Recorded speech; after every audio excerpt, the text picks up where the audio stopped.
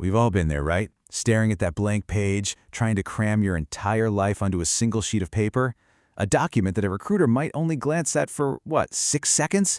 The pressure is intense. So how do you make every single one of those seconds count? Well, that's what we're going to figure out.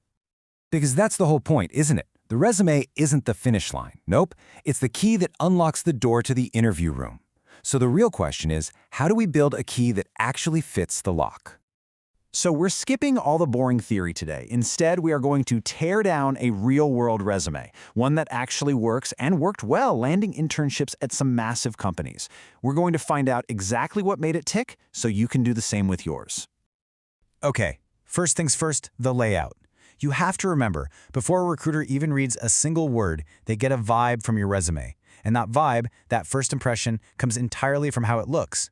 It's your fastest way to scream, "I'm a pro," without saying a thing. I mean, just look at the difference here. It's night and day, right? The one on the left, with its messy alignment and weird spacing, it's just stressful to look at. But the one on the right, it's clean, it's balanced, it's easy to scan. It immediately tells the recruiter you've got your act together. And getting that polished look is way simpler than you think. You just have to follow a few simple rules. Keep your margins lined up, use one and only one clean font. Shove all your dates over to the right, bold your titles on the left. It's a simple structure, but it makes your resume instantly readable and looks super professional. Especially for a student resume, simple is your best friend. Don't go crazy with a million sections. Honestly, these are pretty much the only ones you need. And remember, the real star of the show here is your work experience and your projects. Everything else is just the supporting cast. All right, now for the most important part, the real meat and potatoes of your resume, the bullet points. This is where you actually sell yourself. You can think of each one as a tiny, 30-second pitch for every job you've had, and they need to pack a punch. And there is a formula for this. This is the secret sauce, right here. You don't just say what you did, you have to explain how you did it and, crucially, what the result was. This little formula turns a boring task into a legit achievement.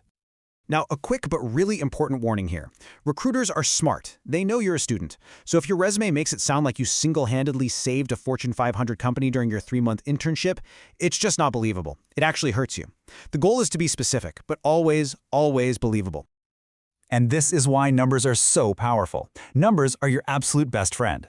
Instead of saying something vague like, "I improved efficiency," you say, "I reduced manual processing time by 40%. See, those hard numbers are what make a recruiter stop scrolling and actually read. Let's see this formula in action. So what did they do? They led product design. Okay, how did they do it? They used LLMs, AI like ChatGPT, to get insights from data. And what was the result? A huge 40% reduction in manual processing time. What? How? Result. That one sentence tells a complete, super impressive story. Okay, next up, the skills section. The biggest mistake people make is just dumping a long, boring list of keywords at the top or bottom of the page. But trust me, there's a much, much smarter way to show off what you can do. So check this out. On the left, you've got the old way, just a random list of words. A recruiter has no idea where or how you used Python. But on the right, the smart way, you put those skills right next to the job where you used them. It gives immediate context and proof that you actually know how to apply them. Okay, we've covered the big pieces. Now let's get into the small details that take a resume from just good to great. These are the little finishing touches that really signal you're a true professional. This is one of my favorite little tricks. Make your resume interactive. Seriously. Add hyperlinks, link your projects to their GitHub repos, link your clubs to their LinkedIn pages. You know what the best part is? Even if the recruiter never clicks a single link, it just looks incredibly professional and shows you have real, verifiable work to back up your claims. I know I sound like a broken record here, but it is just that important. Consistency is professionalism. Every single date needs to be aligned the exact same way. Every job title should have the exact same bolding and font.